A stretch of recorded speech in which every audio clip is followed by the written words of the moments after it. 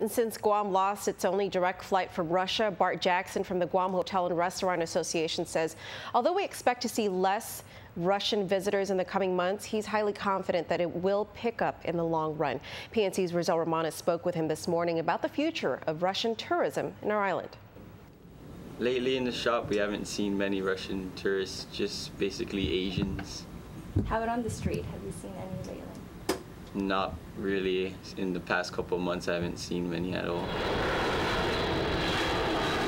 Guam only had one direct flight from Russia, and now it's gone.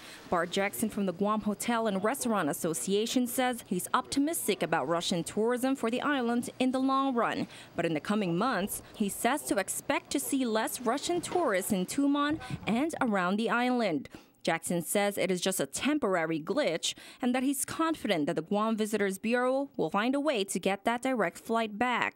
Now, why is the Russian market such a big deal? He says compared to the Japanese, Korean, and Taiwanese, even though Russians only make up 2% of Guam's visitors, Jackson says they have a bigger impact because they stay on island much longer and spend more. I think all tourism is good for Guam.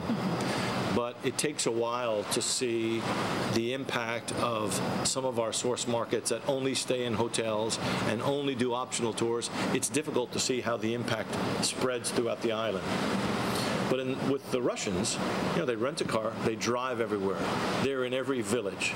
They go to the mom and pop stores. They go to all the out-of-the-way places. They go to restaurants outside of Tumon. Jackson says the bottom line is Russians are going to keep coming and they like Guam, but it's going to take several months for them to start flying back here.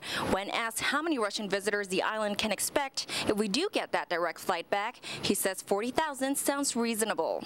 I think in time we'll begin to do 20, 30 plus. This year, with the direct flights, we would have done 20,000. And it's only our third year in the market. So I think that 40,000 is a reasonable goal.